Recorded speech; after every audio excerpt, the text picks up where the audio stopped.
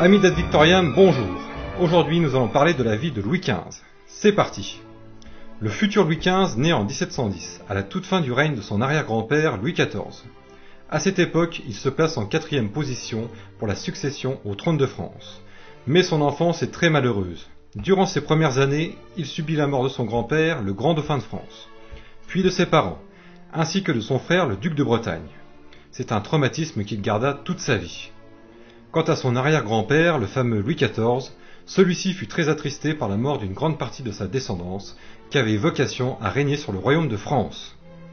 Pour éviter que la lignée ne s'éteigne, Madame de Ventadour, la nourrice, éloigne alors le petit dauphin des médecins, car ceux-ci ne sont pas du tout efficaces, ils ne font qu'appliquer des saignées pour conjurer la maladie. L'action de Maman Ventadour, comme aimait à l'appeler le petit Louis, permet à celui-ci de survivre à la maladie.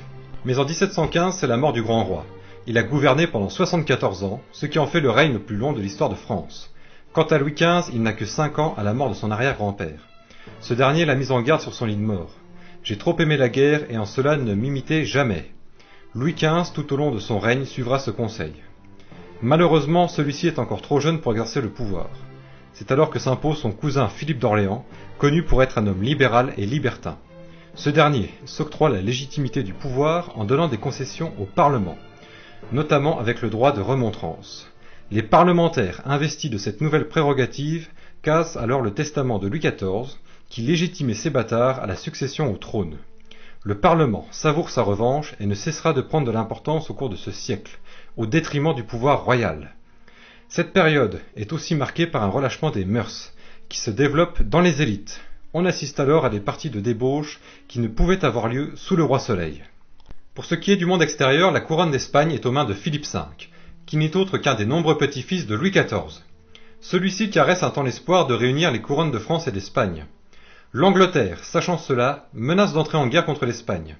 Le régent prend peur et décide de s'allier avec notre voisin d'outre-Manche, ce qui est une grave erreur, car les Espagnols sont nos alliés naturels. De plus, ceux-ci possèdent une flotte capable de menacer les intérêts maritimes anglais qui ne cessent de croître. Débute alors en 1718 la guerre de la Quadruple Alliance, réunissant la France, l'Angleterre, les Provinces-Unies et le Saint-Empire contre l'Espagne. Suite à cette courte guerre, la flotte espagnole est en grande partie détruite par les efforts combinés de l'amiral Byng sur mer et des troupes françaises au sol. C'en est fini des prétentions espagnoles. Philippe V renonce à la couronne de France. Cela profite avant tout aux Anglais, car ceux-ci veulent se débarrasser de leurs concurrents espagnols et de leur empire colonial. Malheureusement, la guerre vide le trésor royal.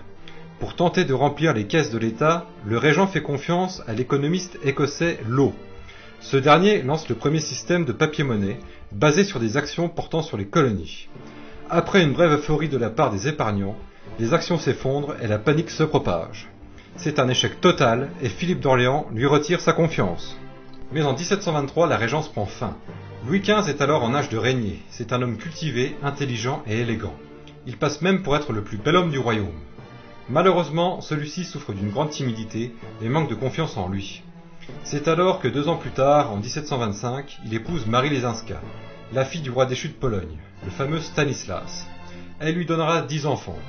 Mais Louis XV gardera toujours au fond de lui un certain mal-être. C'est pourquoi sa première décision est de vouloir gouverner à distance. C'est donc Louis-Henri de Bourbon-Condé, un membre de la famille royale, qui est nommé en tant que Premier ministre en 1726. Puis c'est le cardinal de Fleury qui prend le relais. Ce dernier équilibre les finances et gère convenablement le royaume. À cette époque, le roi est aimé des Français. On l'appelle le bien-aimé car il veut avant tout éviter la guerre, le fléau des peuples. Son Premier ministre Fleury est d'accord avec le roi sur ce point. Il reste prudent et ne veut pas entrer en conflit avec l'Autriche. Mais il est obligé d'intervenir quand la Pologne est menacée, car la France a besoin d'un allié pour prendre à revers l'Allemagne. Malheureusement, les Français n'arrivent pas à mettre sur le trône de Pologne le beau-père de Louis XV, Stanislas. En revanche, le traité de Vienne signé en 1738 permet au royaume de France d'obtenir la Lorraine en échange du respect de la pragmatique sanction, qui est le testament de l'empereur Charles VI, déléguant à sa mort le pouvoir à sa fille Marie-Thérèse. Quant à l'opinion publique, cela fait bien longtemps qu'elle est dégoûtée de la politique maritime. Après la défaite de la Hougue en 1692 contre les Anglais, et la faillite du système Law. De plus, une forte tradition de haine farouche contre l'Autriche est ancrée chez le peuple français et dans une bonne partie de ses élites. L'Angleterre n'est alors pas considérée comme un ennemi à abattre. C'est pourquoi des pressions se font auprès du roi pour déclarer la guerre à l'Autriche. En 1740, c'est parti. C'est le début de la guerre de succession d'Autriche. Charles VI meurt et laisse à Marie-Thérèse un empire. Sous la pression du parti anti-autrichien, Louis XV et Fleury se résignent à déclarer la guerre. La France s'allie avec l'Espagne et la Prusse contre l'Autriche et l'Angleterre. Lors de cette guerre, les Français sont plus occupés à combattre les Autrichiens sur terre que les Anglais sur mer. Quant à nos alliés prussiens, ils font défection en échange de l'obtention de la Silésie. Malgré un début de campagne militaire difficile pour les Français, les troupes royales remportent en 1745 la bataille de Fontenoy contre les Anglais, puis en 1748, la France met la main sur une partie des Provinces unies. C'est durant cette guerre que le roi, se trouvant dans la ville de Metz, tombe gravement malade. Son peuple le soutient. Il se confesse en pensant qu'il va mourir, et répudie sa maîtresse, qui est honnie par toute la population. Quelques jours plus tard, il se rétablit, puis il reprend ses maîtresses. Ses sujets sont outrés. C'est à partir de ce moment que naît une grande désaffection entre le peuple et son monarque. En 1748, la guerre est terminée. La paix d'Aix-la-Chapelle est signée. Louis XV restitue les Pays-Bas à l'Autriche. Il veut s'imposer en tant qu'arbitre au sein de l'Europe. Il n'a pas de prétention territoriale. La Prusse est la grande gagnante, car elle agrandit son royaume. C'est de là que vient l'expression « travailler pour le roi de Prusse ». Quant à Marie-Thérèse, elle voit son pouvoir légitimé par la reconnaissance de la pragmatique sanction.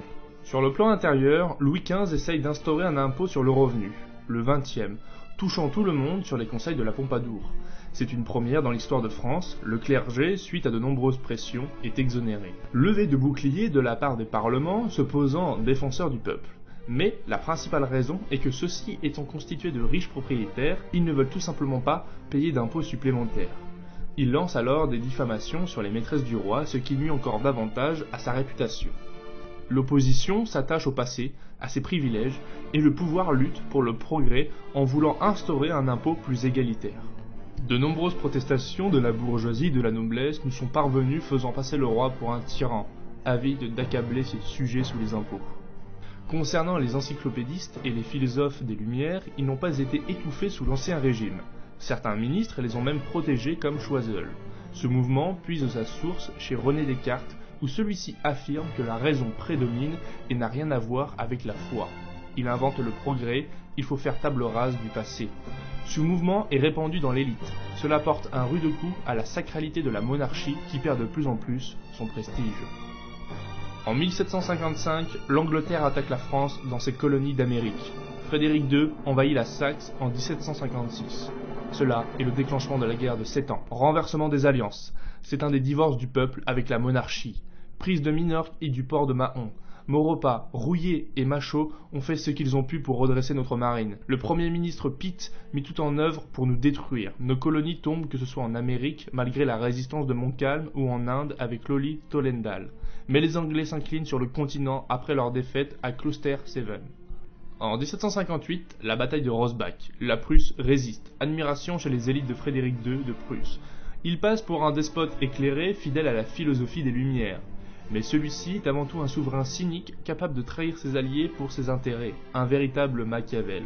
Frédéric tenait tête aux Autrichiens et aux Russes. Choiseul remplace Berny et veut continuer la guerre.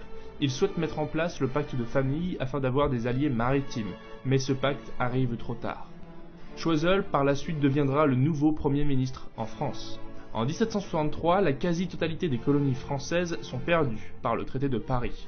Perte du Canada, de la rive gauche du Mississippi, le Sénégal, sauf Gorée, l'Inde, sauf quelques comptoirs, mais les Anglais auraient pu avoir plus car la France ne pouvait plus assurer la défense de ses colonies, notamment dans les Antilles, où l'exploitation du sucre était très importante et lucrative.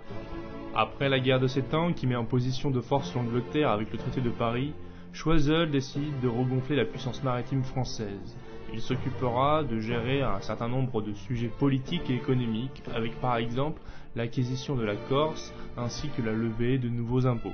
Au final, il sera remplacé et de nouvelles réformes verront le jour pour redresser le pays. Ainsi, Terré organise l'impôt du 20e et supprime les impôts vexatoires. Louis XV meurt le 10 mai 1774 de la variole. Son peuple ne l'aime plus et sa mort le laisse indifférent.